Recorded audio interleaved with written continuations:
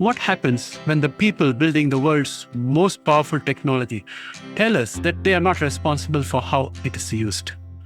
Because that's exactly what Sam Altman just said.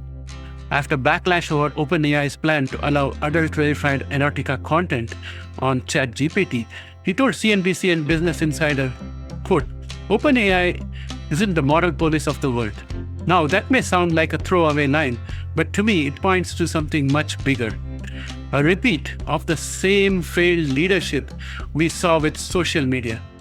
And if we did not learn from that, AI could spin out even faster, with consequences that are far harder to control. Hey all, welcome to ShareTreck, where science meets investments, and I'm your host Raj. Friends, today we are diving into what Sam Altman's "not moral police" comment really means, not just for OpenAI, but for the entire future of AI governance and investor confidence in the space, and if you extend it further, to our fate as humanity. So here's the story. This week, Reuters confirmed that OpenAI will begin allowing mature content on ChatGPT for adult-verified users starting December 2025. When the news broke, social media lit up with criticism. Some accused OpenAI of crossing ethical lines. Others said it was simply respecting freedom of expression. Sam Altman responded by saying OpenAI isn't moral police of the world.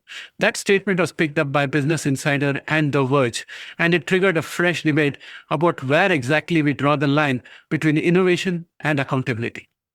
Now, I want to be clear. This erotica feature itself is not the problem. The real problem is what Altman's response signals. A company deciding that moral responsibility isn't its job. Friends, if you're finding this analysis helpful so far, please press the like button. It really helps others like yourself who would like to see this content. It helps with the YouTube algorithm. Well, that said, let's rewind for a moment. Remember how social media started? Platforms like Facebook, Twitter, and YouTube all insisted they were just neutral carriers, not responsible for what users posted. That stance gave them legal protection, but also opened the floodgates to polarization, misinformation, and manipulation on a global scale. We saw that play out in 2016 US election, in the Cambridge Analytica scandal, and even in real-world violence in India, where WhatsApp rumors led to mob lynchings. That entire mess came from one basic idea: we are just the platform. Now, fast forward to 2025, generative AI isn't just a platform, it's a creator, a decision maker, and in some cases, a persuader. It can generate deepfakes, political propaganda, financial scams, or even malware, all at scale and speed we have never seen before. So when Altman says OpenAI isn't the moral police, the natural question is, then who is? This brings us to regulation, or rather the lack of it. The European Union has moved ahead with its AI Act, which takes a risk-based approach. If your model poses a high risk to safety or rights, you face mandatory transparency testing and disclosure. It's not perfect, but at least it's a structure. Meanwhile, in the United States, the story is the opposite. In January 2025, the new administration revoked the Biden-era executive order that required developers of advanced AI systems to report safety test results to the federal government. The replacement policy, called "Removing Barriers to American Leadership in AI," pitched deregulation as innovation. In reality, it left the US with no unified national framework for AI safety. That means the people building these frontier systems, OpenAI, Anthropic, Google, DeepMind, are now effectively self-governing, and history tells us how that ends. From an investor's perspective, this should raise eyebrows. When governments abdicate oversight and risk profile of the entire sector changes, unregulated environments can create and accelerate innovation, but they also amplify the probability of catastrophic error. One major AI incident, say a misinformation attack during an election, or a model that leaks private data, could spark global backlash and crash valuations across the sector. That's why some researchers are now calling for mandatory safety disclosures before releasing frontier models and dual-use capability reporting, similar to how the biotech industry reports potentially hazardous research.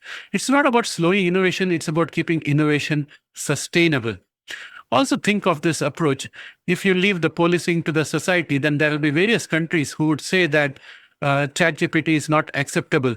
And then you'll have to manage multiple jurisdiction with multiple configuration. And that I don't think is an ideal outcome. Interestingly, Altman himself once called for exactly that kind of oversight. Back in 2023, he told the Associated Press that AI might need an international agency like the IAEA for nuclear technology to manage global risk. So that's a contradiction here. On one hand, he acknowledges the existential scale of AI risk. On the other, he dismisses OpenAI's moral responsibility. That duality between wanting extreme external control and rejecting internal accountability is at the heart of today's governance crisis.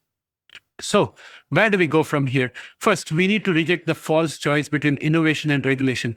Responsible guardrails don't kill innovation, they protect it. Second, oversight shouldn't be ideological. Whether you are a conservative or progressive government, the stakes are the same. AI is too powerful, too opaque, and too easily misused. Third, we need international coordination, shared standards, third-party audits, and mandatory transparency for high-impact models. AI isn't just another consumer tech trend. It's becoming the central nervous system of civilization, running financial markets, infrastructure, and defense systems.